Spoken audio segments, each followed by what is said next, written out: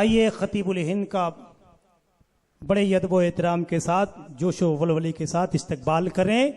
نعرے تکبیر، دونوں ہاتھوں کو لہرا کر فضا میں ایک ہاتھ کو حسنی دوسرے ہاتھ کو حسینی بنا کر کے جواب دے نعرے کا نعرے تکبیر اور بابا سے بلند نعرے رسالت، حسینی اجتماع، علماء اہل سنہ، خطیب الہند حضرت علامہ عبید اللہ خان اعظمی صاحب قبلہ، نعرے تکبیر، نعرے رسالہ۔ شاہ کونین کے نواسوں نے بڑا کام کیا، مالو جان دے کے غلاموں نے بڑا کام کیا۔ جو بڑے ہیں وہ بڑا کام کیا کرتے ہیں، جو بڑے ہیں وہ بڑا کام کیا کرتے ہیں۔ علی اصغر کے ہونٹوں نے بڑا کام کیا، علی اصغر کے ہونٹوں نے بڑا کام کیا۔ جوگی جیبال کو عبداللہ بنا ہی ڈالا، میرے خواجہ کے کھڑاؤں نے بڑا کام کیا۔ یہ کارنامہ صرف ہے آل رسول کا، ورنہ کسے خبر تھی کہ سر بولتا بھی ہے۔ چلیے نحمدہ و نصلی علی حبیبہ الکریم۔ الحمدللہ الحمدللہ وکفا وسلام علی عبادہ الذین اصطفیٰ، اما بعد فاعوذ باللہ من الشیطان الرجیم، بسم اللہ الرحمن الرحیم۔ فہل عصیتم ان تولیتم ان تفسدوا فی الارض وتقطعوا ارحامکم اولئک لعنہم اللہ فأصمہم وأعمی ابصارہم، او کما قال الذین ان مکناہم فی الارض اقاموا الصلاۃ وآتوا الزکاۃ وامروا بالمعروف ونہوا عن المنکر وإلی اللہ عاقبۃ الامور۔ آمنت باللہ، صدق اللہ العلی العظیم۔ درود پاک کا نذرانہ پیش کیجئے۔ اللہم صلی علی سیدنا و مولانا محمد معدن الجود والکرم وآلہ وصحبہ وبارک وسلم، صلاۃ و سلاما علیک یا رسول اللہ وسلم علیک یا حبیب اللہ صلی اللہ۔ صدر محترم حضرت الحاج ہمارے بزرگ علی احمد اشرفی صاحب، شہزادہ کلیم الاولیاء عزیز گرامی حضرت مولانا جمال اشرف صاحب، ہمارے دیرینہ مہربان اور مخلص ساتھی حضرت مولانا عبید الرحمن اشرفی صاحب، نیز اسٹیج پر جتنے بھی ہمارے معزز علماء ملت اسلامیہ ہیں، قابل احترام ہیں، ساتھ ہی ساتھ بھیونڈی کی صنعتی سرزمین پر رہنے بسنے والے بزرگوں، دوستوں، ساتھیوں، بھائیوں،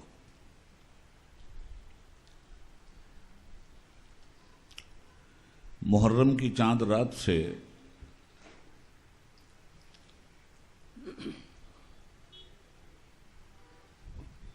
فلسفہ شہادت پر ملک کے طول و عرض میں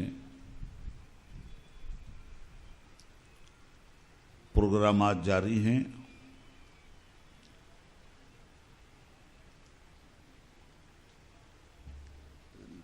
اور میری اپنی مصروفیت، جس میں تھکان اور تھکاوٹ دونوں شامل ہے، خطابت کے ساتھ ساتھ حیدرآباد سے آیا ہوں، کل صبح لکھنؤ پہنچنا ہے۔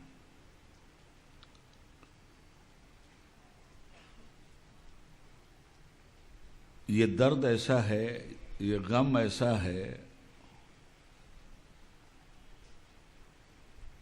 شہادت حسینی کے پس منظر میں یہ ایسا آب حیات ہے کیا بات ہے، واہ واہ، جو تشنہ کاموں کو ہمیشہ روح کی بالیدگی عطا کرتا رہے گا۔ میں بغیر کسی تمہید کے امام کی مقدس شہادت پر آپ کا تھوڑا سا وقت لوں گا۔ تمام تعریف اللہ رب العالمین کی، جس نے کونین کی سب سے بڑی نعمت ہمیں مصطفیٰ دیا، واہ واہ، سبحان اللہ سبحان اللہ، اور درود و سلام ان مقدس مصطفیٰ و مجتبیٰ پر علیہ تحیت و ثنا پر، جن کی ذات نے ہمیں ایک خدا کا پتہ دیا۔ ایک دیکھنے والے کا کہا مان لیا ہے، بن دیکھے تجھے ہم نے خدا مان لیا ہے۔ محترم سامعین، بہت سنجیدگی چاہتا ہوں میں آپ کی، بغیر کسی نعرہ بازی کے۔ ہو سکتا ہے کسی نئے اینگل سے میں آپ کو کربلا سمجھا دوں۔ روایتی گفتگو تو آپ سنتے ہی رہتے ہیں، میں ان روایتوں کے پس منظر میں جو حقائق ہیں ان کو پیش کرنے کی کوشش کروں گا۔ ہمارے بھائی، ہمارے عزیز مولانا جمال اشرف صاحب نے ایک بات اپنی تقریر میں کہی تھی کہ ہمیں دین ملا ہے۔ ہم بھی سن رہے تھے، خوش ہو رہے تھے۔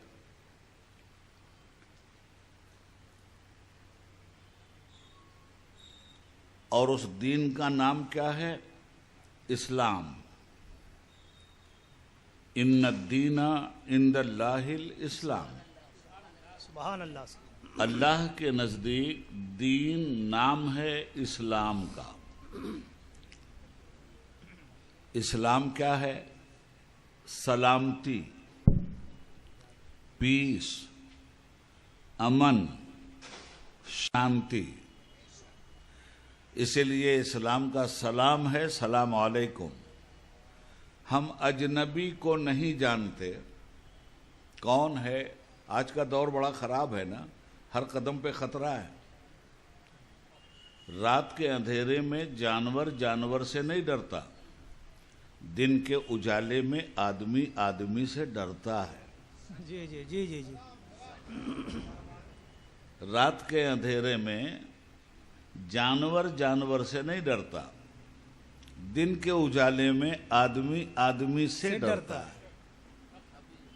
اور حالت تو ہمارے جیسے ایم پی اور ایم ایل اے لوگوں کی بھی یہ ہے کہ جو جنتا ہمیں ووٹ دیتی ہے ہم پہ بھروسہ کر کے، ہم جب اس کے بیچ میں جاتے ہیں تو 2 گنر ساتھ میں لے کے جاتے ہیں، معلوم نہیں کس سے ڈر لگتا ہے۔ صحیح بات۔ تو معاملہ یہ ہے کہ کسی بھی اجنبی کو دیکھا، ہمارے آقا سرور عالم صلی اللہ علیہ وسلم نے فرمایا سلام کو عام کرو، پھیلاؤ، سلام کو پھیلاؤ۔ اب سنیے، اس دہشت اور وحشت کے زمانے میں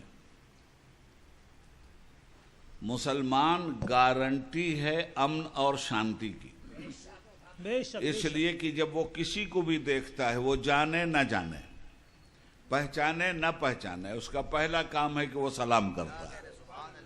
اور سلام میں کیا کہتا ہے؟ سلام علیکم۔ سامنے والا آیا ہے، ہمیں دیکھ رہا ہے، معلوم نہیں کیا کیا اس کے ذہن میں آ رہا ہے، مگر جو ہی ہم نے کہا سلام علیکم، تم سلامت رہو، سبحان اللہ، ہماری طرف سے کسی خطرے کے لیے مت سوچنا، ہم تمہیں سلامتی کی دعا دیتے ہیں۔ سبحان اللہ سبحان اللہ۔ تو مسلمان سب سے پہلے کسی سے بات کرتا ہے تو اس کو امن، سلامتی، پیس اور شانتی کی دعا دیتا ہے، السلام علیکم، تم سلامت رہو۔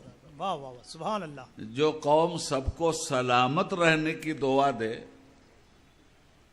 کچھ لوگ اسی قوم کو آتنکوادی کہتے ہیں۔ اب ہم اس آتنکواد کو جو جھیل رہے ہیں، ہم دعا دیں سلامت رہیے، آپ کہیں آپ آتنکوادی ہیں۔ تو عرض یہ کرنا چاہتا ہوں کہ یہ دین ہے، سب کی سلامتی چاہتا ہے۔ سب کی سلامتی کیوں چاہتا ہے یہ؟ اس لیے کہ یہ دین صرف پوجا پاٹ کے لیے نہیں آیا ہے۔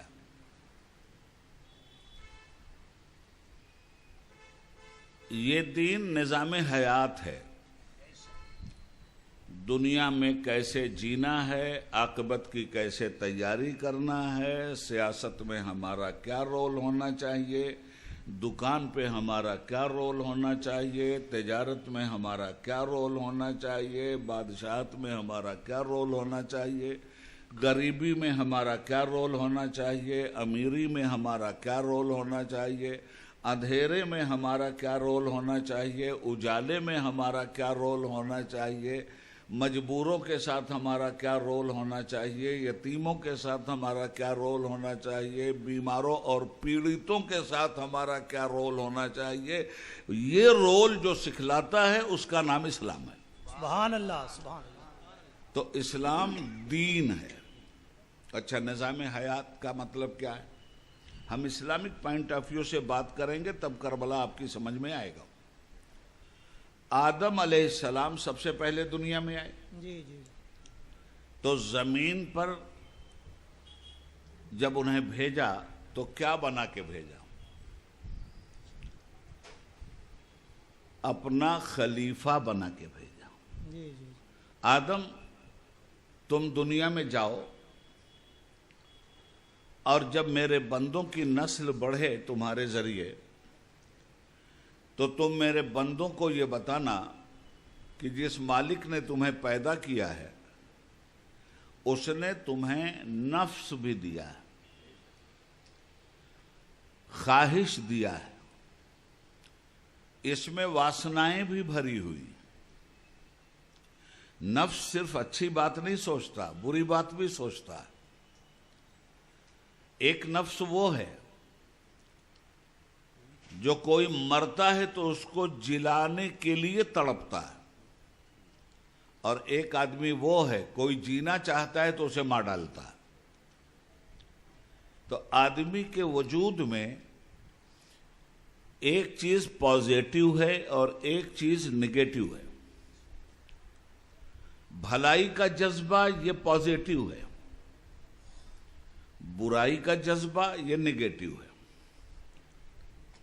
آدمی کو اختیار دے کے بھیجا گیا ہے، بیل گائے بھینس کی طرح یہ مجبور نہیں ہے۔ اسے عقل دیا، علم دیا، اختیار دیا۔ جانور کے پاس کوئی اختیار نہیں، زمین اور آسمان کے پاس بھی کوئی اختیار نہیں،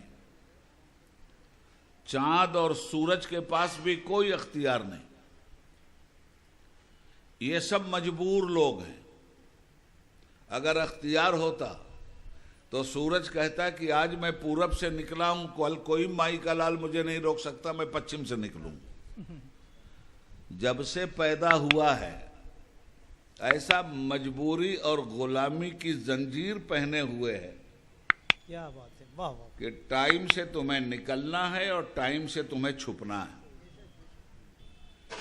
دن مجبور، رات مجبور، دن جاتا ہے تو رات آتی ہے، رات جاتی ہے تو دن آتا ہے۔ جانور، اور آسانی سے سمجھا دوں، ایک ہے جانور، ایک ہے انسان اور ایک ہے فرشتہ۔ فرشتہ عقل رکھتا ہے، ضرورت نہیں رکھتا۔ کہیں پڑھا آپ نے کہ جبریل علیہ السلام فلاں ہوٹل میں کھانا کھا رہے تھے؟ جی نہیں۔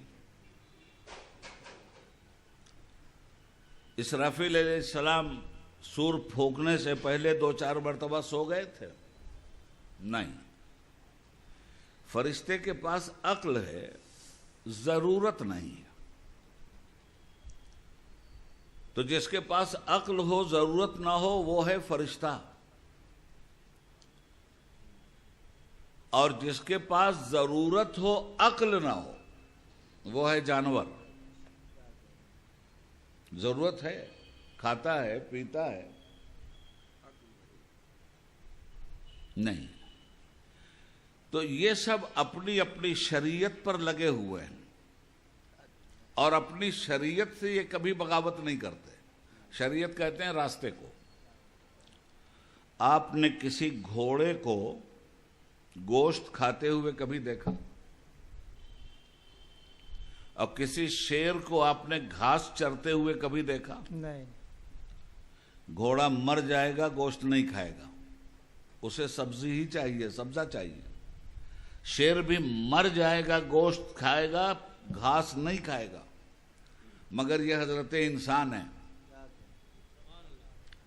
جس کے پاس عقل ہے ضرورت نہیں وہ فرشتہ، جس کے پاس ضرورت ہے عقل نہیں وہ جانور،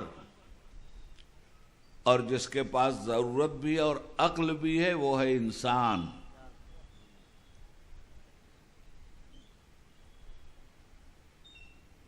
تو انسان کو اختیار بھی دیا ہے،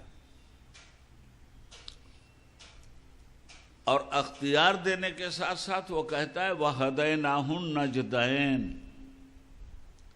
ہم نے جب انسان کو اختیار دیا تو دو راستے بھی دکھلا دیے اس کو، ایک ہدایت کا راستہ، ایک گمراہی کا راستہ۔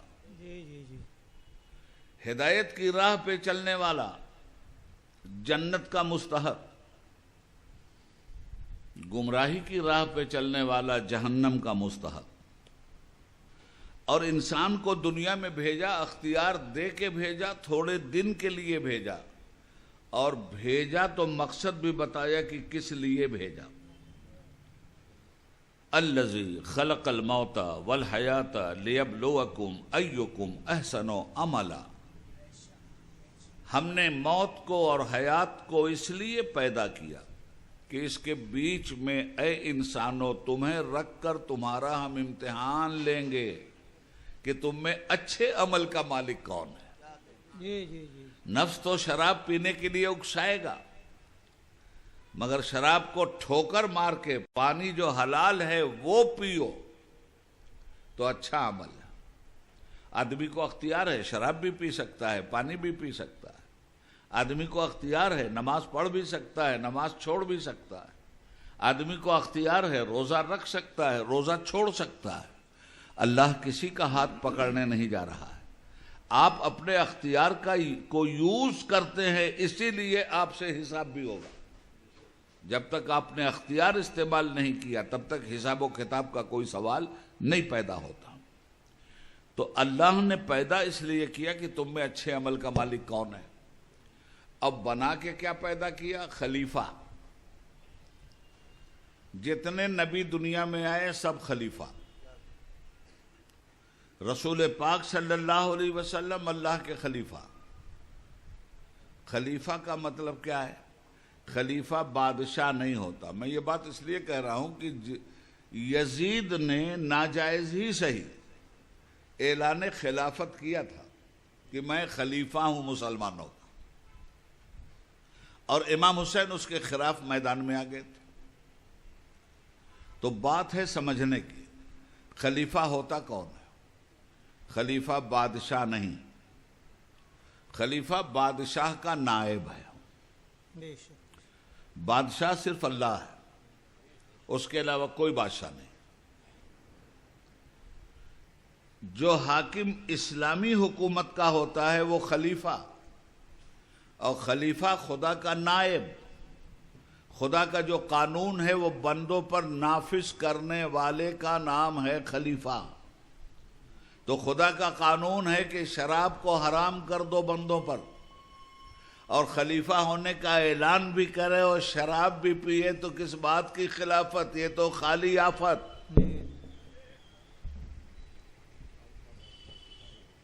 بات بڑی صفائی سے میں بتا دوں آپ کو، تو اسلام آیا ہے حکومت کرنے، دین نام ہے حکومت کا۔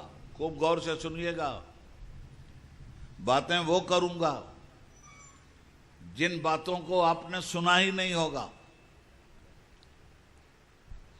اور سنا ہوگا تو سمجھا نہیں ہوگا. میں سناؤں گا بھی اور سمجھا کے اٹھوں گا بھی، اگرچہ تھکا ہوا ہوں. دین نام ہے حکومت کا. حکومت کن پر؟ جو اس دین کو قبول کریں ان پر. اور دین کی دعوت کن پر؟ جنہوں نے اب تک اس دین کو دعوت کو قبول نہیں کیا ان پر. مسلمان دین کو قبول کر لے تو عقیدے میں تو خرابی گئی، مگر عمل میں اگر خرابی ہے تو اس کی اصلاح ہوتی ہے. اسی کا نام اصلاح معاشرہ ہے. تو اسلام میں نبی پاک صلی اللہ علیہ وسلم جو آئے نا، وہ ساری کائنات کے نبی بن کے آئے نا، تو سب ان کی امت بھی ہیں. جس طرح ہم مسلمان ان کی امت ہیں، ویسے سارے غیر مسلم بھی انہی کی امت ہیں. بے شک.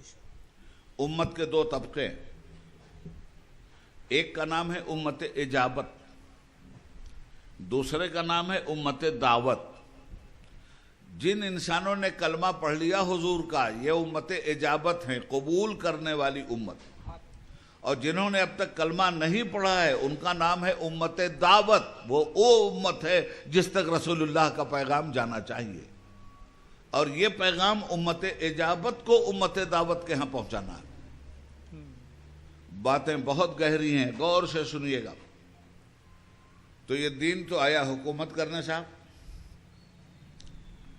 نبی پاک صلی اللہ علیہ وسلم نے حکومت قائم کیا یا نہیں کیا؟ پہلی بات، بھئی ججمنٹ دینے والے، فوجی جرنل، قاضی القضات، عادل،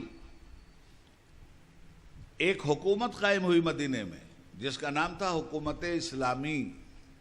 آج دنیا میں 55 ملکوں میں مسلمانوں کی حکومت ہے، اسلام کی حکومت کہیں بھی نہیں ہے. کس طرح کے مسلمانوں کی حکومت؟ شرابی مسلمان، زناکار مسلمان، ظالم مسلمان. یہ سب کدھر سے آیا؟ امام حسن تک تو یہ نہیں تھی حکومت مسلمانوں کی ایسی. حضرت ابو بکر کی حکومت تو ایسی نہیں تھی، وہ بھی مسلمانوں کی حکومت تھی. حضرت عمر، حضرت عثمان، حضرت علی، حضرت امام حسن، جن پر 6 مہینے کی حکومت میں خلافت راستہ مکمل ہوئی نبی کریم صلی اللہ علیہ وسلم کے فرمان کے مطابق. یہ جو 5 خلفائے راشدین ہیں، 6 خلفاء نہیں ہیں، 5 ہیں. سرکار دو عالم صلی اللہ علیہ وسلم نے فرمایا تھا میرے طریقے پر اسلامی حکومت 30 سال تک چلے گی. مولا علی ابن ابی طالب. کون مولا؟ اسد اللہ الغالب، امام المشارق والمغارب، حلال المشکلات والنوائب، دفاع المعضلات والمصائب، اخی الرسول وزوج البتول، سیدنا و مولانا علی ابن ابی طالب رضی اللہ تعالی عنہ. 39 سال پہ آپ کی شہادت ہوئی. 6 مہینہ خلافت راشدہ کا امام حسن کے حصے میں آیا. اس کے بعد اسلامی حکومت ختم ہو گئی. اب مسلمانوں کی حکومت آئی. اسی لیے کسی بھی حکومت کو اور کسی بھی مسلمانوں کی حکومت کو، چاہے وہ کتنا ہی پرہیزگار مسلمان کیوں نہ رہا ہو، اس کی حکومت کو خلافت راشدہ میں شامل نہیں کیا جا سکتا. اور پھر حضرت امام حسن کے بعد، خلافت راشدہ کے بعد جو مسلمانوں کے اندر حکومت آئی، اس کے لیے نبی پاک صلی اللہ علیہ وسلم کا فرمان سن لیجئے. مصیبت یہ ہے کہ لوگ اپنے بزرگوں کے فرمان کو نبی کے فرمان سے بھی اونچا کرنے لگے ہیں، معاذ اللہ رب العالمین. بڑی عجیب و غریب منطق لوگوں نے نکال رکھی ہے. ہے کوئی مائی کا لال جو اس حدیث کا انکار کر دے؟ تواتر کے ساتھ ہے کہ خلافت راشدہ کے بعد کٹ کھلی حکومتوں سے اے مسلمانوں تمہارا واسطہ پڑے گا. کاٹ کھانے والی حکومت. اب امام حسن کے بعد جو حکومتیں آئیں دیکھ لیجئے آپ. مسلمانوں کے ہاتھ مسلمانوں کا مرڈر. مسلم بادشاہ کے حکم پر صحابہ کا مرڈر. اور کہلاتے مسلمان. کیا ان سچائیوں کا انکار کیا جا سکتا ہے؟ بھائی عبید اللہ اعظمی کو گالی دینا ہے دے لو، مگر آپ کی یہ گالی کہاں تک پہنچتی ہے؟ کل میدان محشر میں اس کا فیصلہ ہوگا. آپ تاریخ کے حوالے سے بات کریں، ہم حدیث کے حوالے سے بات کریں.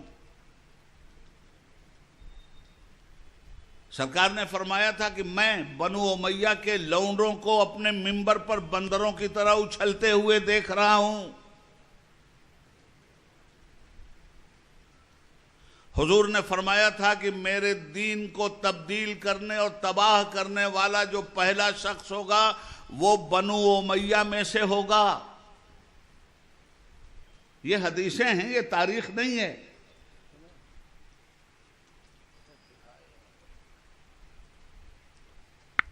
تو یہ جو حکومت میں بول رہا ہوں، کیوں بول رہا ہوں؟ اس لیے بول رہا ہوں کہ اسلام آیا ہے نظام حکومت کے ساتھ. حضرت ابو بکر کی خلافت میں فوج تھی یا نہیں تھی، پولیس تھی یا نہیں تھی، قانون تھا یا نہیں تھا؟ ابھی دیکھو ہندوستان میں ہمارے ملک چلتے ہیں قانون سے. جس ملک میں قانون کی حکومت نہیں ہوگی اس میں جنگل راج ہو جائے گا. ہمارے ہندوستان میں بھی قانون سے ملک چل رہا ہے. بھیم راؤ امبیڈکر صاحب کی صدارت میں ہندوستان کا ایک نظام حیات بنا جسے آپ سمویدھان کہتے ہو. اسی سمویدھان کے انترگت پرائم منسٹر بھی بنتا ہے اور ہوم منسٹر بھی، ایم پی بھی، پی ایم بھی. اور اسی سمویدھان پر ہاتھ رکھ کر قسم کھائی جاتی ہے کہ ہم سمویدھان کے اوپر ہاتھ رکھ کر قسم کھاتے ہیں کہ اس میں جتنے قانون بیان کیے گئے ہیں ہم اس پہ عمل کریں گے. 10 سال سے سمویدھان پہ ہاتھ رکھ کے سمویدھان کے خلاف غداری کرنے والوں کی حکومت آ گئی. سمویدھان موب لنچنگ نہیں سکھلاتا. یہاں قانون کے رکھوالے موب لنچنگ کرواتے ہیں. سمویدھان ہندو مسلم نفرت نہیں سکھلاتا. یہاں 10 سال تک ہندو مسلم نفرت کے نام پر کھوٹی چونی چل گئی. تو اگر ہندوستان کے لیے سمویدھان ہے تو کیا پوری دنیا کے لیے انسانوں کے لیے سمویدھان نہیں ہوگا؟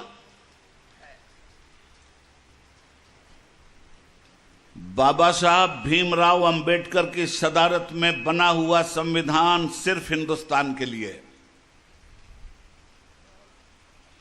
مگر عرش کی پارلیمنٹ سے جو سمویدھان محمد الرسول اللہ صلی اللہ علیہ وسلم کے پاس آیا تھا وہ انسان کے لیے اور پوری دنیا کے انسان کے لیے. اس سمویدھان کا نام کیا ہے؟ قرآن.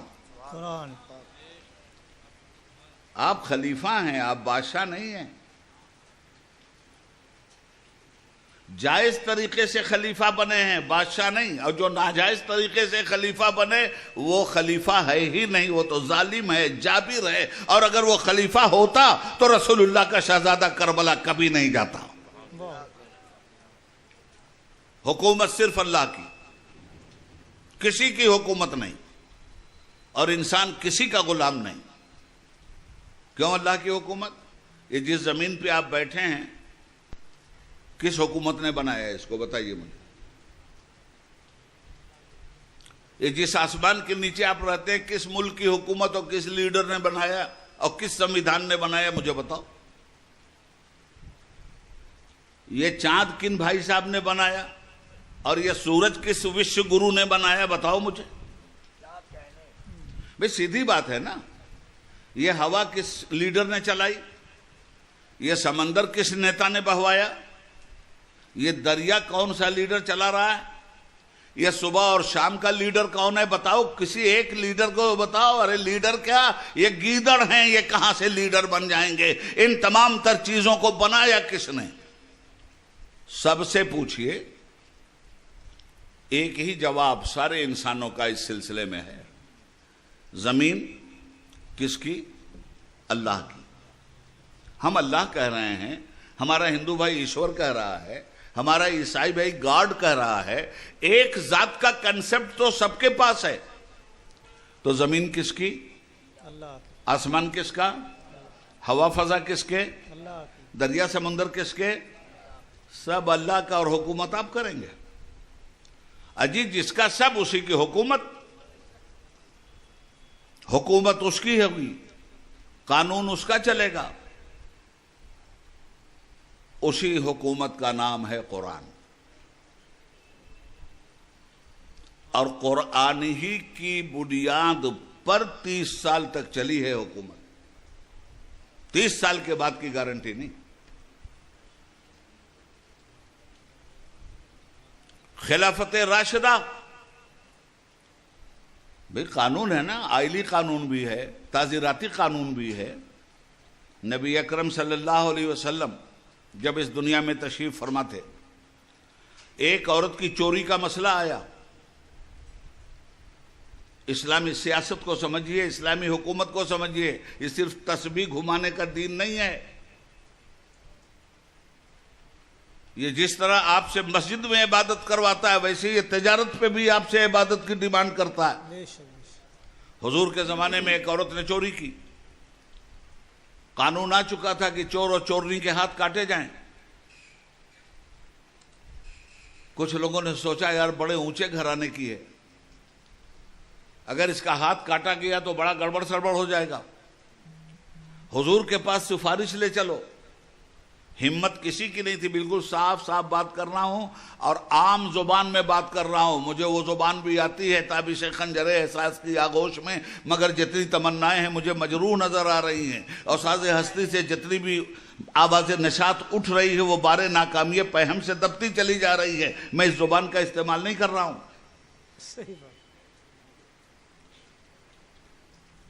لوگوں نے جب حضرت اسامہ کو بھیجا، سرکار کو جب معلوم ہوا تو رحمت عالم جلال میں آ گئے. فرمایا سنو، پرانی ملتیں، پرانے زمانے کے لوگ تباہ کیوں ہوئے؟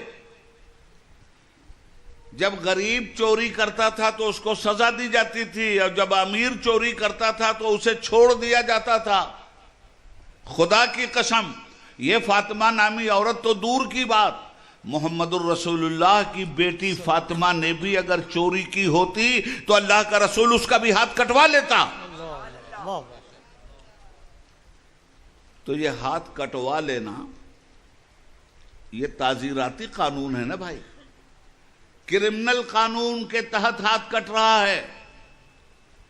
کیسے کہتے ہو کہ حکومت کرنے اسلام نہیں آیا؟ اسلام صرف حکومت کرنے آیا تھا. آپ سے صرف پوجا پاٹ کروانے نہیں آیا تھا. اسلام زندگی کے ہر شعبے میں اپنی حکومت لے کے آیا تھا. هو الذی ارسل رسولہ بالہدی ودین الحق لیظہرہ علی الدین کلہ ولو کرہ المشرکون. وہی اللہ ہے جس نے اپنے حبیب کو ہدایت اور دین حق کے ساتھ بھیجا تاکہ اس دین کو کائنات پہ وہ غالب کر دے. تو یہ زندگی کے ہر موڑ پر غالب ہونے کے لیے آیا ہے. مگر اب 2 طرح کی حکومتیں آئیں سامنے. سنو، میں کربلا بیان کر رہا ہوں. مکہ سے کیسے چلے، مدینہ سے کیسے چلے، کربلا کیسے چلے، کتنے تیر چلے، کتنے گھوڑے گرے، میں یہ سب نہیں بیان کر رہا ہوں. یہ سب ہوا کیوں وہ بیان کر رہا ہوں. کیوں ایسی منزل آئی؟ دنیا بلا حکومت کے نہیں چلتی، مگر حکومتیں 2 طرح کی آتی ہیں. حکومت جب نکموں، نالائقوں، بیہودوں کے ہاتھ میں آتی ہے، قانون کی دھجی اڑانے والوں میں جب حکومت آتی ہے وہ ڈکٹیٹر بن جاتے ہیں، وہ کوئی قانون کا لحاظ اور پاس نہیں کرتے، اور جب اچھے لوگوں کے ہاتھ میں حکومت آ جاتی ہے تو غریب کے لبوں پہ تبرسم بکھر جاتا ہے، ایمانداری کا گلزار مہکنے لگتا ہے۔ اب دونوں حکومتوں کا جائزہ لیجئے، میں نے اسی لیے قرآن کریم میں سے 2 جگہ سے آیتوں کا انتخاب کیا ہے، تھکیے گا مت اور نہ میں آپ کو تھکاؤں گا۔ ان دونوں حکومتوں کا چہرہ قرآن نے پیش کیا ہے، اور یاد رکھیے گا آیا ہے قرآن حکومت کرنے، بنیادی بات میری اپنے ذہن میں رکھیے گا۔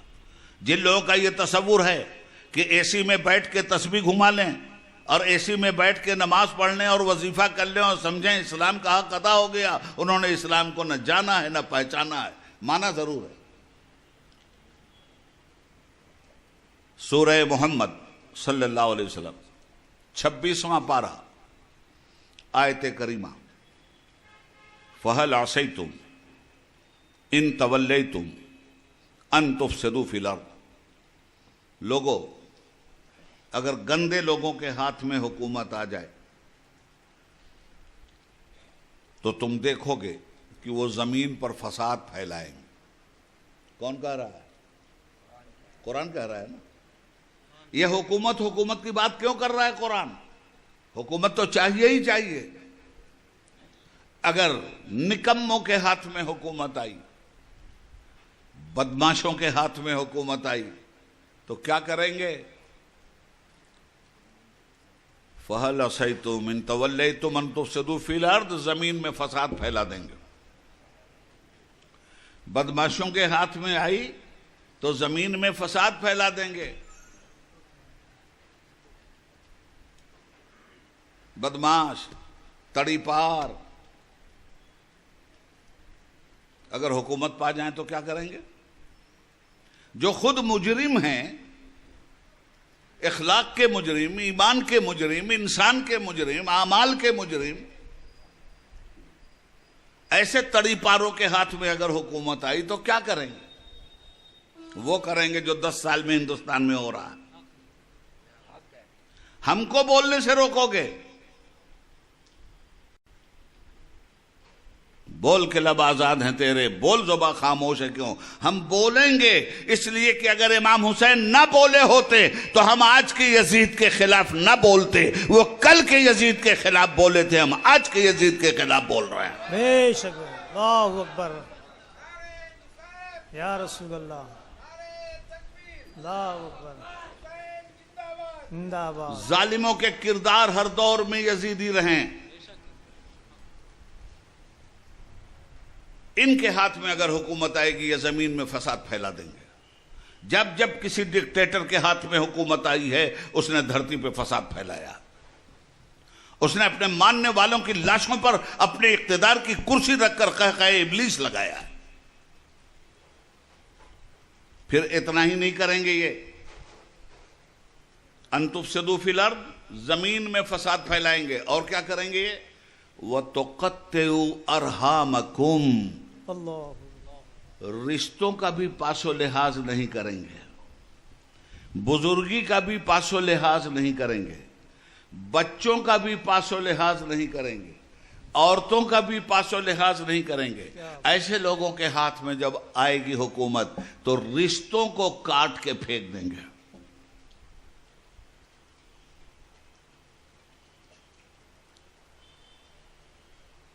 آیت ایک درپن ہے، اب تلاش کرو ایسے فسادی ڈکٹیٹر کو، تلاش کرو ایسے فسادی ظالم حاکم کو جس کے ہاتھ میں حکومت آئی ہو اور اس نے فساد زمین پہ پھیلایا ہو اور پوری تاریخ نے اسے نوٹ کیا ہے۔ وہ کون ہے؟ جس نے رشتوں کی بھی پرواہ نہیں کیا، کاٹ کے پھینک دیے سارے رشتے، رشتوں کی دنیا اجاڑ دی اس نے۔ تلاش کرو کون ہے؟ دیکھو قرآن کے آئینے میں یہ کون ہے کربلا میں جو 6 مہینے کے ننھے بچے کو ہرملہ کے تیر سے شہید کروا رہا ہے، یہ کس نے آرڈر دیا حسین ابن علی کو قتل کرنے؟ بڑے جلدی رشتہ داریاں بیان کرتے ہیں لوگ، فلاں صحابی رسول اللہ کے رشتہ دار ہیں، بے شک ہیں، تو انہی صحابی کی بہن بھی امام حسین کی نانی ہیں یا نہیں؟ بھئی حضرت امیر معاویہ رشتہ دار ہیں، نو ڈاؤٹ، اور ان کی بہن ام المومنین ہیں، نو ڈاؤٹ۔ تو جس رسول سے یہ رشتہ ہے اسی رسول کے تو نواسے ہیں حسین، اور اسی رسول کا تو پورا خاندان ہے، تو یہ خاندان بھی تو ان کا رشتہ دار ہے نا، کہ نہیں ہے؟ جی یہ خاندان بھی تو ان کا رشتہ دار ہی نہ ہے بھائی، یا رشتوں کا انکار کر دیں گے؟ کوئی رشتوں کا انکار نہیں کر سکتا۔ تو یزید نے کاٹ کے پھینکا کس کو؟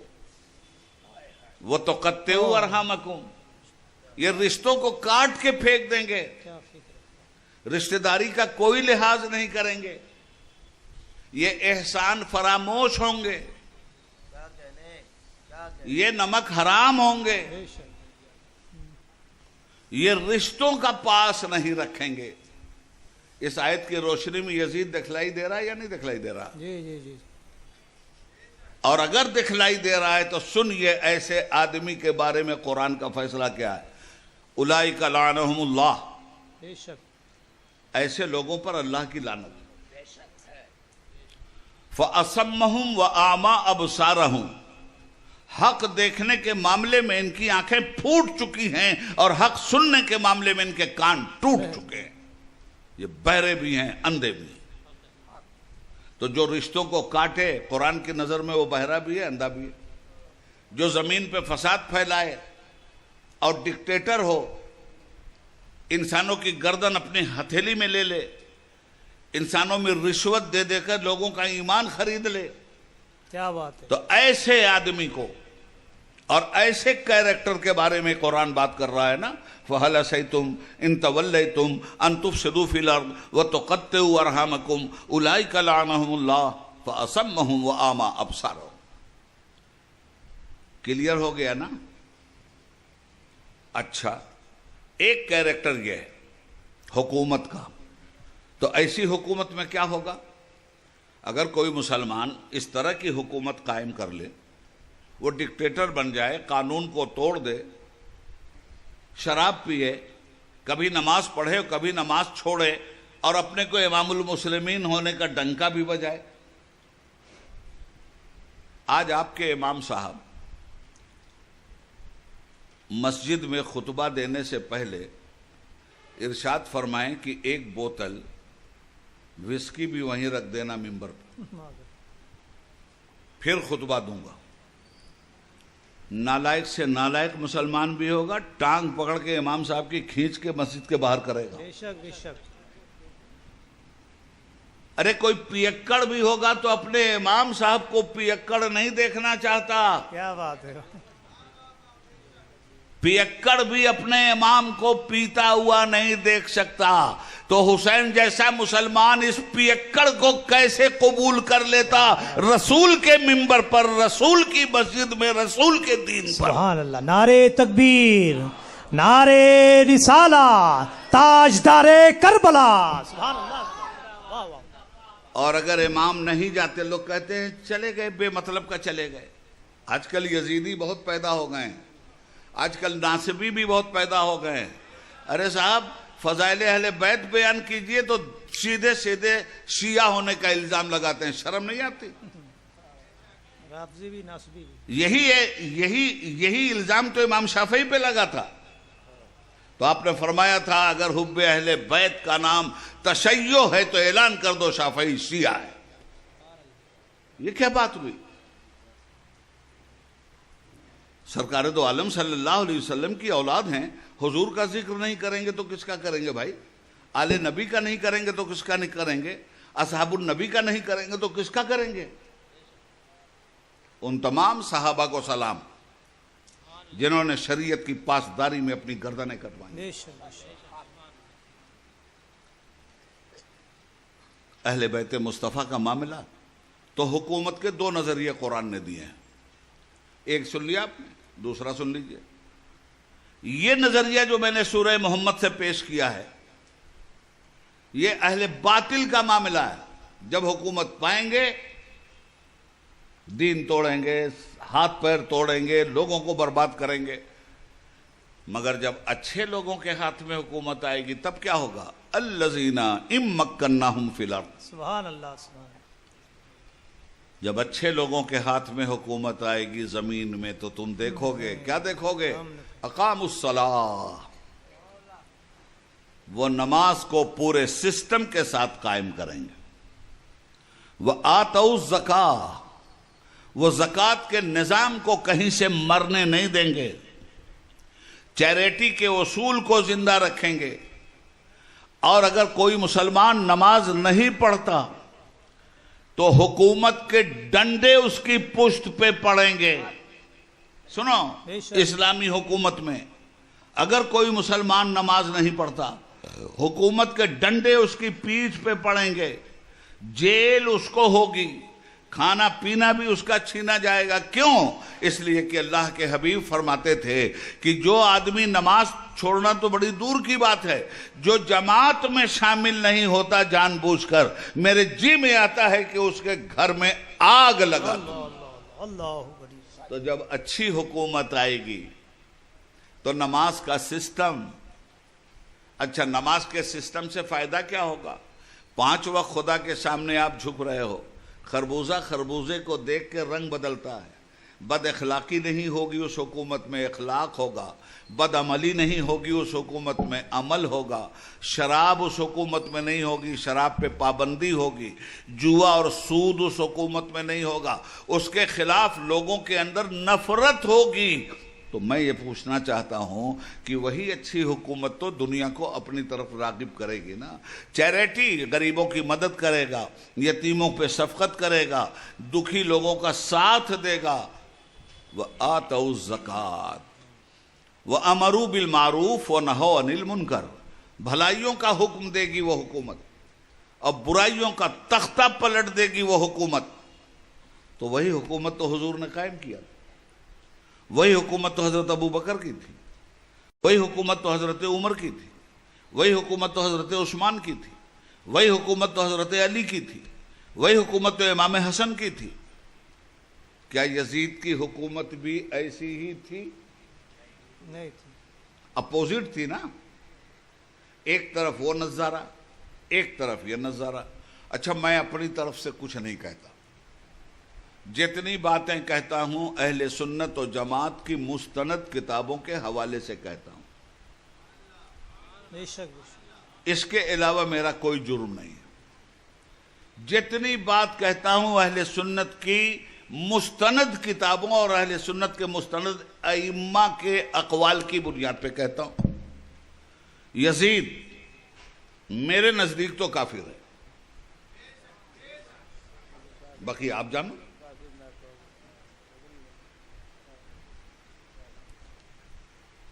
ہمارے امام اعظم ابو حنیفہ رضی اللہ تعالیٰ عنہ اس سلسلے میں فتویٰ دیتے ہیں سقوط کا، کہ ہم نہ کافر کہیں گے نہ مسلمان، مگر کافر کہنے والے کو منع بھی نہیں کریں گے۔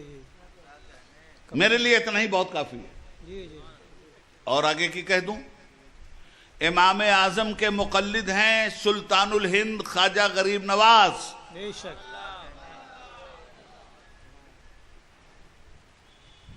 اور امام احمد ابن حنبل رحمت اللہ علیہ کے مقلد ہیں پیروں کے پیر، کیا بات ہے، حضرت دستگیر، محبوب ربانی، قطب سمدانی، سیدنا شیخ عبد القادر جیلانی سبحان اللہ، رحمت اللہ علیہ۔ آپ جن کے مقلد ہیں ہم اس امام کے پاس چلتے ہیں۔ امام احمد ابن حنبل رحمت اللہ تعالی علیہ نے یزید کو کھلم کھلا کافر کہا ہے اور صاحب لعنت کہا۔ جی جی جی۔ نہ صرف یہ کہ کافر کہا، جب ان سے پوچھا گیا دلیل، کافر ہونے پہ کوئی نص چاہیے، تو آپ نے فرمایا، یہی آیت پڑھی تھی جو ان کے خادم عبید اللہ نے آج پڑھی ہے، فَهَلْ عَصَيْتُمْ إِن تَوَلَّيْتُمْ أَن تُفْسِدُوا فِي الْأَرْضِ وَتُقَطِّعُوا أَرْحَامَكُمْ أُولَٰئِكَ لَعَنَهُمُ اللَّهُ۔ اسی آیت کے تناظر میں آپ نے فتوی کفر اس پہ جاری کیا۔ اچھا، پھر ہماری ہی کتابیں بتاتی ہیں، جب سر گیا امام کا اس کے دربار میں، تو ہمارے علماء بھی بیان کرتے ہیں کہ اپنی چھڑی سے چھیڑ رہا تھا، مذاق اڑا رہا تھا۔ میں وہ جملے نہیں بول پا رہا ہوں، یہ سب کیا اس نے۔ اسی کے ساتھ ساتھ جو شعر پڑھے ہیں اس کے کافر ہونے کے لیے کافی ہیں۔ اس نے شعر پڑھے کہ کاش آج میرے بزرگ لوگ، آج میرے وہ بزرگ جو میدان بدر میں مارے گئے تھے، آج اگر وہ دیکھ لیتے تو کتنا خوش ہوتے کہ میں نے رسول اللہ کی اولاد سے وہ بدلہ چکا دیا۔ اب اس کے بعد بھی مسلمان، یا تو سیدھے سیدھے آپ انکار کر دیجئے اس کی محبت میں کہ نہیں صاحب سب جھوٹ ہے، تو انکار تو یہاں تک کیا جا رہا ہے کہ کربلا کا واقعہ بھی جھوٹ ہے۔ انکار تو یہاں بھی کیا جا رہا ہے کہ یزید نے تو چاہا ہی نہیں تھا امام کو قتل کرنا، اور یزید تو بڑا ناراض ہو گیا تھا اور لعنت ابن زیاد پہ بھیجا تھا۔ تو یزید اس معاملے میں بالکل پاک صاف ہے۔ آج کل یزیدی علماء بہت ہیں، آپ سوشل میڈیا پہ دیکھو، بہت ہیں۔ اچھا، جو تھے وہ تو تھے ہی، افسوس یہ کہ ہمارے والے بھی کود پڑے اس میں۔ معلوم نہیں کون کون سی صفائی نکال کے لے آتے ہیں۔ یزید کو خبر نہیں تھی، اچھا صاحب چلیے نہیں تھی، آپ کے نزدیک اگر وہ امیر المومنین ہے، آپ کے نزدیک اگر وہ خلیفۃ المسلمین ہے، آپ کے نزدیک اگر وہ صحیح ہے، آپ کے نزدیک اگر واقعی اس کی اسلامی حکومت ہے، اور ہم آپ کی بات مان لیتے ہیں کہ اس کو کوئی خبر نہیں تھی اور امام کے ساتھ یہ واقعہ ہو گیا، چلیے نہیں تھی، بعد میں تو خبر ہوئی نا بھائی، آپ اپنے ملک کے مالک ہو، بعد میں خبر ہوئی کہ نہیں؟ ہم آپ ہی کی بات مان لیتے ہیں کہ نہیں خبر تھی اس کو، بے قصور تھا وہ، چلیے مانا، بعد میں اسے خبر ہوئی یا نہیں ہوئی؟ امام حسین کوئی چھپی ہوئی چیز نہیں تھے، چھپی ہوئی چیز تھے۔ بے شک بے شک۔ امام حسین یزید کی طرح دلوں پہ حکومت کے دعوے دار نہیں تھے، امام حسین تو دلوں پہ حکومت کرنے والے شہنشاہ تھے۔ بے شک بے شک۔ امام حسین کو حکومت حاصل کرنے کا الزام دینے والوں، اس کو کیا الزام دے رہے ہو جس کو 6 سال کی عمر ہی میں اس کا نانا جنت کا مالک بنا چکا تھا؟ بے شک بے شک۔ کیا بھونڈی باتیں کرتے ہو؟ کیا بات ہے، اگر وہ اسلامی حکومت تھی، اس لیے کہ یزید کو رحمت اللہ علیہ کہنے والے پیدا ہو گئے، یزید کو امیر المومنین کہنے والے پیدا ہو گئے، امام حسین کو باغی کہنے والے پیدا ہو گئے۔ جس گروہ کو رسول اللہ نے باغی کہا تھا، اس گروہ کو اگر ہم باغی کہیں تو مجرم۔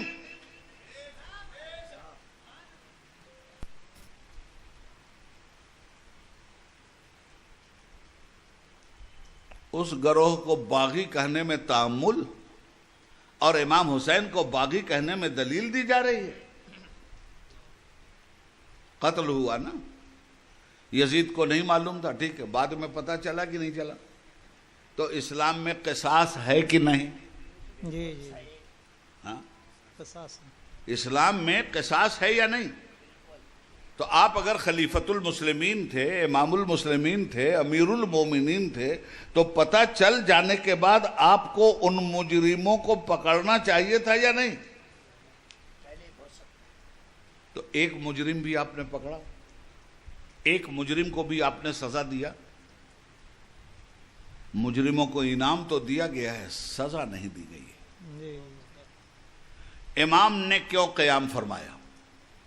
ایک بات اور کہی جا رہی ہے آج کل کہ ارے صاحب صرف حسین ہی نے تو بیعت نہیں کیا تھا، بقیہ تو تمام صحابہ نے بیعت کر لیا تھا، تمام مسلمانوں نے بیعت کر لیا۔ ہاں صاحب کہی جا رہی ہے، مجھے بھی معلوم ہے کہ صحابہ نے بیعت کیا، میں کب انکار کر رہا ہوں۔ حضرت عبداللہ ابن عمر نے بیعت کیا تھا رضی اللہ تعالیٰ عنہ، اور بھی اصحاب نے بیعت کیا تھا یزید کی، نو ڈاؤٹ، مگر اس کو پلی بنا کر اگر آپ بات کر رہے ہو تو سنیے، اسلام میں دو راستے ہیں عمل کرنے کے، ایک راستے کا نام ہے عزیمت اور ایک راستے کا نام ہے رخصت۔ اگر جان کا خطرہ ہو، حضرت عبداللہ ابن عمر نے ضرور بیعت کی تھی یزید کی، مگر ان جملوں کے ساتھ کہ اگر بھائی مجبوری ہے، جان بچانا بھی ضروری ہے، فسادات ہو جائیں گے اس کی وجہ سے، اس لیے مجبوراً برا جانتے تھے مگر بیعت کیا، یہ وہ بیعت ہے جس کو رخصت کا نام دیا جائے گا۔ اسلام میں جان بچانے کے لیے اگر رخصت پہ عمل ہوتا ہے تو جن صحابہ نے رخصت پہ عمل کیا ان پر کوئی الزام عائد نہیں ہوتا۔ ہاں، سب سے بڑا طاقتور ایمان والا وہ ہے جو عزیمت پہ عمل کرے۔ امام حسین کا کمال یہی تھا کہ رخصت کو انہوں نے نہیں اپنایا، عزیمت کو انہوں نے اپنایا۔ باطل کے سلسلے میں انہوں نے راہ حق میں جان دینا تو قبول کیا، باطل کی رخصت کی بنیاد پر بیعت انہوں نے نہیں قبول کی۔ ہم نہ انہیں برا کہیں نہ انہیں برا کہیں، مگر مصیبتیں تو تھی۔ کہتے ہیں عبداللہ ابن زبیر نے حکومت قبول کیا تھا اس کی۔ عبداللہ ابن زبیر نے تو ایسا خلافت حقہ کا اعلان کیا کہ 11 سال تک یزید کو منہ توڑ جواب دیتے رہے۔ مکہ پہ ان کی حکومت، مصر پہ ان کی حکومت، یمن پہ ان کی حکومت، مدینے پہ ان کی حکومت، حجاز پہ ان کی حکومت، مصر میں ان کی حکومت، کہاں کہاں نہیں ان کی حکومت۔ یزید سے بڑی حکومت بن گئی تھی یزید کے خلاف حضرت عبداللہ ابن زبیر کی، نہیں بیعت کیا۔ یہ باتیں کیوں کہہ رہا ہوں میں؟ اسلام آیا ہے حکومت کرنے کے لیے۔ جب تک اسلامی حکومت رہی، امام حسین کے گھر سے کوئی مخالفت نہیں ہوئی، مگر اسلامی حکومت جب ختم ہوئی تو اب امام حسین نہیں آتے میدان میں تو کون آتا؟ بھئی ہمارے ہاں وہ لوگ بھی حکومت کر رہے ہیں جو جنگ آزادی میں شریک نہیں تھے۔ واہ واہ واہ، جو لوگ ہندوستان کو لوٹنے والے ظالموں کے وفادار تھے، آج حکومت وہ کر رہے ہیں۔ تو اگر اسلام کو برباد کرنے والے اسلام کے نام پہ حکومت کریں تو کیا تعجب؟ کدھر تھا یہ RSS؟ معافی مانگ کے بھاگنے والے، سوتنترتا سینانیوں کے خلاف انگریزوں کی جاسوسی کرنے والے آج ملک کے مالک بن گئے ہیں۔ وہ شہیدان وطن، انہوں نے رخصت پہ عمل نہیں کیا تھا، جان دے دی۔ علامہ فضل خیر آبادی نے ڈاؤن نہیں ہوئے، جہاد کا فتویٰ دے دیا، سڑا سڑا کے مارے گئے ہیں کالا پانی میں، مگر انہوں نے اپنا فتویٰ واپس نہیں لیا۔ باتیں کرو، یہ حکومت کا مسئلہ تھا۔ اگر یہ کہا جائے امام حسین حکومت کے لیے گئے تھے تو کیا غلط ہے؟ اگر گئے تھے تو غلط کیا؟ ایک غلط حکومت کو مٹانے کے لیے اگر اپوز کرتے ہوئے اپوزیشن جا رہا ہے اسٹرانگ کر کے، تو کیا اس اپوز کا آپ انکار کر دیں گے؟ اپوزیشن تو سوال اٹھائے گا، تم نے زبردستی ناجائز طریقے پہ اسلامی حکومت پہ قبضہ کیا، تم نے مسند رسول پہ بیٹھنے کا دعویٰ کیا، تم نے ابو بکر کی صداقت کے مسلح پہ بیٹھنے کا دعویٰ کیا، تم نے عمر کی عدالت کے مسلح پہ بیٹھنے کا دعویٰ کیا، تم نے عثمان کی سخاوت پہ مسلح پہ بیٹھنے کا دعویٰ کیا، تم نے علی کی شجاعت کے مسلح پہ بیٹھنے کا دعویٰ کیا، تم نے حسن کے صبر و تحمل کے مسلح پہ بیٹھنے کا دعویٰ کیا۔ تو اگر دعویٰ ہی کیا تھا تو دلیل بھی تو دے دیتے حسن کی طرح، دلیل بھی تو دے دیتے ابو بکر کی طرح، دلیل بھی دے دیتے عمر کی طرح، دلیل تو دیا قارون کی طرح، واہ واہ واہ، اور بن گئے رحمت اللہ علیہ۔ دلیل دیا فرعون کی طرح، کیا بات ہے. اور بن گئے امیر المومنین. یہ خلافت نہیں تھی، خالی آفت تھی. خالی آفت. یہ تھی وہ منزل جس میں امام کو جانا پڑا. یہ کوفہ والوں کی بات اور 20,000 خط آیا اور 50,000 خط آیا، چھوڑو اسے. اگر نہیں بھی آتا تو امام جاتے. جی جی جی مسلم تھا. حق کا پرچم بلند کر لے. ہاں جا گئے. اچھا، اور یزیدیوں کی طرف سے کچھ باتیں آتی ہیں. کیا آتی ہیں معلوم ہے؟ دیکھو میں بالکل الگ تھلگ سے بیان کر رہا ہوں کربلا. اور یزیدیوں کی طرف سے حضرت کیا بات آتی ہے سنیے. کہتے ہیں صاحب امام حسین نے 3 شرطیں رکھی تھی کہ بھائی مجھے یا تو واپس چلے جانے دو، یا مجھے کسی اسلامی سرحد کی طرف جانے دو، یا مجھے یزید کا میرا معاملہ ہے یزید کے ہاں مجھے جانے دو. اتفاق سے ہمارے لوگ بھی بیان کرتے ہیں. ارے بھائی بہت بنی اسرائیلی روایتیں ہیں جو ہمارے ہاں بیان ہوتی ہیں، اور بہت بنو امیہ کی گڑھی ہوئی روایتیں ہیں جو ہمارے ہاں بیان ہوتی ہیں. جن لوگوں نے 1.5 لاکھ حدیثیں گڑھ دی، اگر کربلا کے معاملے میں یہ گھڑیال گڑھ گئے کچھ تو کون سی بڑی بات ہے. صحیح بات ہے. 1.5 لاکھ حدیثیں دور بنو امیہ میں جھوٹی گڑھی گئی ہیں. 90 سال کی یہ حکومت ہے. واہ رے مروانی حکومت، کمال ہو گیا مروانی حکومت کا. حضرات جب یہ پوزیشن ہوئی تو امام کو تو اٹھنا تھا. بیعت نہ کرنے کا مطلب ہی یہ تھا. آج کیا ہوتا ہے معلوم ہے؟ اچھا تم نے ہم کو ووٹ نہیں دیا ہے، پاور میں آئیں گے تو بتائیں گے. آپ لوگ جو پاور میں آیا اور آپ نے اس کو ووٹ نہیں دیا، آپ کا روڈ بنایا کیا اس نے؟ آپ کے گڈھے بھرے کیا اس نے؟ انہوں نے ہم کو ووٹ نہیں دیا اور گڈھا پیدا کریں گے، ان کے بال بچوں کو مروا دیں گے. ووٹ نہیں دیا. ارے بھائی نہیں دیا. امام حسین سے ووٹ مانگا گیا تھا، نہیں دیا. تو کہا جا رہا ہے، کہا گیا کہ مجھے یزید کے پاس لے چلو بھائی، میرا اس کا معاملہ ہے، میں سمجھ لوں گا. جھوٹ جھوٹ جھوٹ، چاہے کسی بھی کتاب میں لکھا ہو جھوٹ. بزدل سمجھا امام حسین کو. کیا بات. 72 لاشیں ہاتھ سے اٹھائی ہیں اور انا للہ و انا الیہ راجعون کے علاوہ کوئی لفظ زبان پر نہیں آیا ہے. اتنے جری اتنے بہادر کے بارے میں یہ کہتے ہو کہ گھگیانے لگا کہ مجھے یزید کے پاس لے چلو. اور اب تو جھوٹ کی اور انتہا ہو گئی. کہا گیا کہ ارے اب کیا گڑھا گیا ہے وہ سنیے. اب گڑھا گیا کہ امام حسین کو کوفہ والوں نے بلایا تھا. امام حسین جا رہے تھے، راستے میں عمرو بن سعد نے انہیں روکا. کہا امام کہاں جا رہے ہیں؟ کہا میں کوفہ جا رہا ہوں. کاہے لیے جا رہے ہیں؟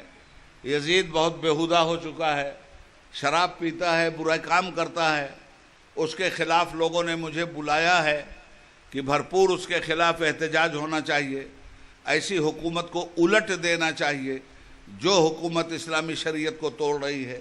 تو کوفہ والوں کے بلانے پہ میں جا رہا ہوں. تو عمرو بن سعد نے کہا سرکار، ہاں بڑا ادب کیا اس نے، کہا سرکار مت جائیے، کوفہ والوں نے آپ کو دھوکہ دیا ہے حضور. کہا کیسے مان لوں دھوکہ دیا؟ کہا یہ جو میرے ساتھ فوج آپ دیکھ رہے ہیں نا، یہ وہی لوگ ہیں جن لوگوں نے آپ کو بلایا تھا.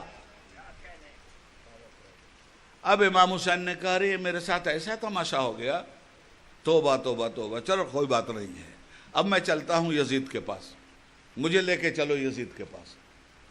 اب عمرو بن سعد بڑا خوش ہوا، کہا ہاں چلیے. تو کہا نہیں یار ایسا کرو کہ مجھے یزید سے کوئی جنگ ونگ نہیں کرنی ہے، مجھے اسلامی شریعت سرحد پہ بھیج دو جہاد کرنے کے لیے، جہاد مجھے بہت پسند ہے. تو امام حسین کو جہاد کرنے کے لیے بھیج دیا گیا. اور کوفیوں کے سامنے، عمرو بن سعد کے سامنے جھولا رکھ دیا امام حسین نے کہ تمہیں لوگوں نے تو بلایا تھا مجھے. عمرو بن سعد نے کہا چلے جائیے آپ سرحد پر. وہ جانے لگے 75 کلومیٹر دور ہے کربلا سے کوفہ. جانے والے تھے کوفہ. جب یہ سب معلوم ہوا تو چلے گئے کربلا والی سائڈ پہ. اور ادھر جن لوگوں نے خط لکھ کے بلایا تھا انہوں نے سوچا یار امام حسین اور یزید میں تو صلح ہو جائے گی, مارے ہم جائیں گے, اس لیے خط ہم نے لکھا تھا. اس میں سے کچھ بھاگ ہو کر کے گئے, کربلا میں یہ قافلہ نظر آ گیا, وہیں سب کو مار ڈالا تاکہ نہ رہے بانس نہ بجے بانسری. آج کل یہ بیان ہو رہا, قسم خدا کی میں نے اپنے کانوں سے سنا ہے. آپ بتاؤ, کھلواڑ بن گیا دین. ہاں ایک روایت ضرور ہے کہ امام کو کچھ صاحب الرائے لوگوں نے بھی کوفیوں کی غداری کا تجربہ تھا ان کو, امام کو ایک مشورہ ضرور دیا کہ امام مت جائیے. امام نے کہا نہیں جاؤں گا. تو لوگوں نے کہا اچھا ٹھیک ہے جا رہے ہیں, بچوں کو مت لے جائیے, عورتوں کو مت لے جائیے, جائیے. فرمایا نہیں یہ بھی جائیں. تو اب یہاں سے بھی سوال ہوتا ہے کیا ضرورت تھی بچوں کو لے کے جانے کی, کیا ضرورت تھی عورتوں. یہ سوال تو وہیں مر جاتا ہے جہاں کہتے ہو کہ حسین جنگ کرنے گئے تھے. جنگ کرنے جاتا ہے تو بچوں کو لے کے آدمی نہیں جاتا, جنگ کرنے جاتا ہے تو عورتوں کو لے کے آدمی نہیں جاتا, جنگ کرنے جاتا ہے تو بلا ہتھیار کے آدمی نہیں جاتا. خیر کہا کہ جائیں گے. امام کی دور بھی نگاہ کو سلام. قسم خدا کی کیا کمال کی نگاہ تھی امام کی. کیوں لے کے گئے بچوں کو؟ سنیے, یہ کوئی معمولی ہستی نہیں تھی. اس کے پروٹوکال میں فرشتے آگے پیچھے ہیں, اس کے پروٹوکال میں اولیاء اللہ آگے پیچھے ہیں. کیا بات ہے. اس کے پروٹوکال میں فل مدبرات امرا والے ہیں. ایسے ہی چلے جائیں گے. ہمارے ملک کا ایک جھوٹا وشو گرو ایز اے پرائم منسٹر اگر دنیا کے کسی ملک میں جاتا ہے تو اکیلا جاتا ہے. کسی بھی ملک کا حکمراں کسی بھی دنیا کے ملک میں جاتا ہے تو یاد رکھیے گا پورے اسٹیٹس کے ساتھ جاتا ہے اور پورا سسٹم لے کے جاتا ہے. سسٹم. ماہرین جاتے ہیں ساتھ میں, میڈیا جاتا ہے مولانا ساتھ میں. وہاں کیا بات ہو رہی ہے دوسرے ملک کے پرائم منسٹر سے, لمحہ لمحہ کی رپورٹ کون دے رہا ہے؟ میڈیا. کیا بات ہوئی وہاں کے پریزیڈنٹ سے, میڈیا نہ ہوتا تو پتہ چلتا. کیا سودا ہوا وہاں, میڈیا نہیں ہوتا تو پتہ چلتا. قسم خدا کی 10ویں محرم کو امام حسین کو جس مظلومیت کے ساتھ ذبح کیا گیا تھا, خدا قسم مسلمانوں تمہیں پتہ بھی نہیں چلتا. وہ تو امام حسین نے اپنا میڈیا اپنے ساتھ رکھا تھا. یہ بچے میڈیا تھے حسین کے, یہ زینب میڈیا تھی حسین کی, یہ عابد بیمار میڈیا تھے حسین کے. لمحہ لمحہ جو ہو رہا تھا, اور یہ ناپاک میڈیا نہیں تھا, یہ شراب خور میڈیا نہیں تھا, یہ ملک و ملت بیچنے والا میڈیا نہیں تھا, یہ اہل بیت کے نام کا میڈیا تھا. یہ وہ تھا جس کے بارے میں کہا گیا انما یرید اللہ لیذھب عنکم الرجس اہل البیت ویطہرکم تطہیرا. یہ تطہیرا والا میڈیا تھا. اس میڈیا نے ہمیں بتایا کہ کربلا میں کیسے کیسے باتیں ہوئی ہیں. اس میڈیا نے ہمیں بتایا کہ لوگوں کو کیسے قتل کیا گیا ہے. حضرت زین العابدین علیہ السلام نے بتایا کہ کس طرح میرے بابا کو شہید کیا گیا.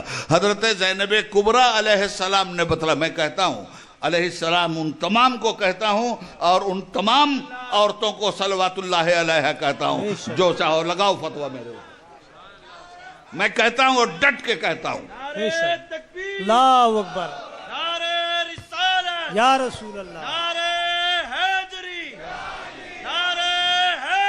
یا علی یا علی. کیسے کیسے ہوا وہاں، کیا کیا ہوا؟ بیعت تو نہیں کی امام نے، اپنا سودا بیچ کر بازار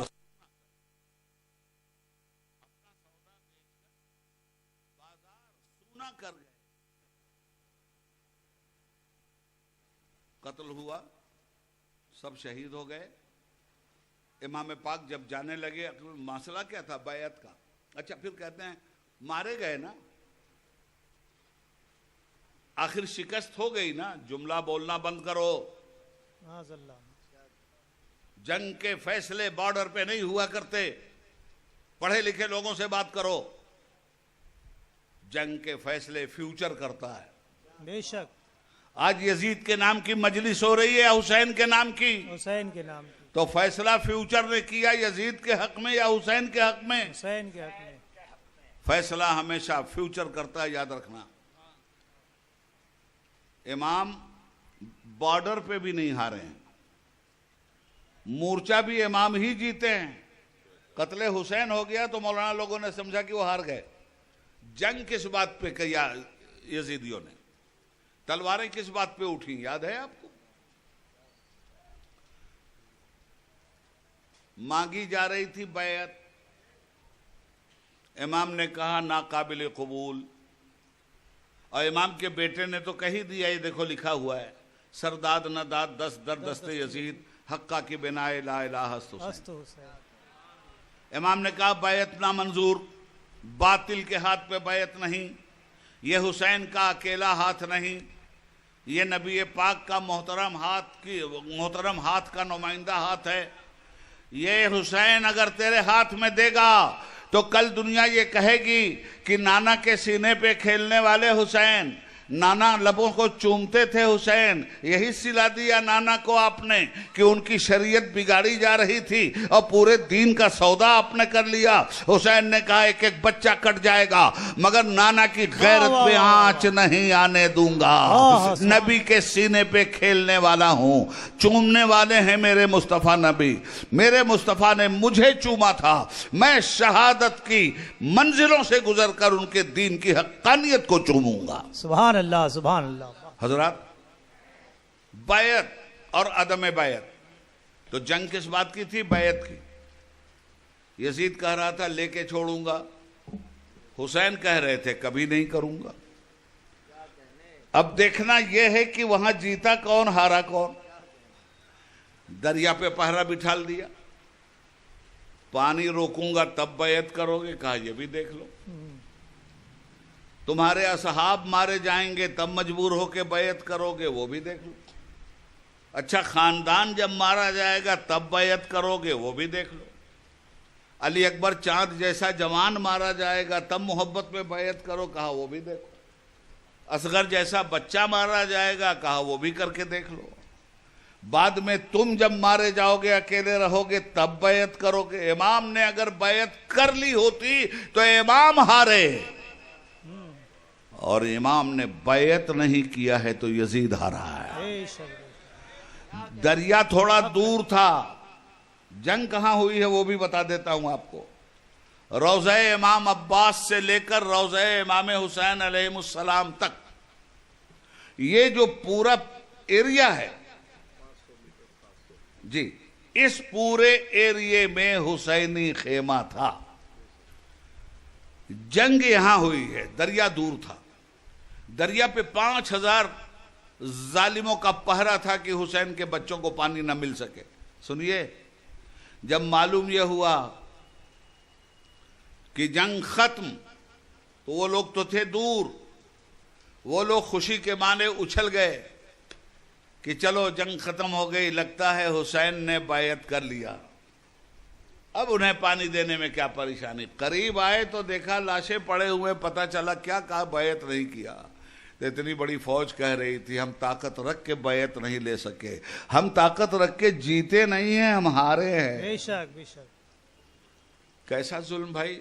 ہڈیاں توڑی گئیں، لاشیں بچھا دی گئیں، گھوڑے دوڑائے گئے، چہرے بگاڑ دیے گئے، کیا نہیں ہوا. آخری بات سن لو، اور کہنا یہ چاہتا ہوں کہ اطیع اللہ و اطیع الرسول وہ اولی الامر منکم، اولی الامر حسین تھے، یزید نہیں تھے۔ اتباع حسین کی ہونی چاہیے تھی، یزید کی نہیں۔ آج جتنے یزیدی ہیں سب دفاع کر رہے ہیں، مگر میں بتاؤں امام نے جاتے جاتے آخری وقت میں اپنی بہن سے ایک بات کہی تھی، زینب یہ آخری شہادت، میرے بعد کوئی شہید نہیں ہوگا، مجھ پر شہادت کا دروازہ بند ہو جائے گا، مگر میری بہن جہاں سے مجھ پر شہادت کا دروازہ بند ہوگا وہیں سے تم پر اسیری کا دروازہ کھلے گا۔ تو شہیدوں کا امام میں تھا، اسیروں کی امام تم بن جانا۔ زینب پاک کس طرح اسیروں کی امام بنی؟ یہ قافلہ پابہ زنجیر کوفہ پہنچایا گیا، کئی دن تک ابن زیاد جیسے ملعون نے اس قافلے کو وہاں رکھ کے تکلیف پہنچائی۔ راوی کہتے ہیں کہ زنجیروں میں بندھی ہوئی زینب جب یہ قافلہ گزر رہا تھا کوفہ کی سڑک پہ تو دونوں طرف سے مسلم خواتین پردہ دار نقاب پوش کھڑی ہو کے یہ تماشا دیکھ رہی تھی۔ حضرت زینب نے جب عورتوں کو با پردہ دیکھا تو چیخ پڑیں اور عرض کرتی ہیں، اے نانا خبر لیجئے ہماری، اے نانا جس قوم کو جس امت کو آپ نے پردہ عطا کیا تھا دیکھیے اسی امت نے آپ کی بیٹی کا پردہ چھین لیا، ہم اپنا منہ ہاتھوں سے چھپائے ہوئے۔ حضرات یہ قافلہ شام پہنچا،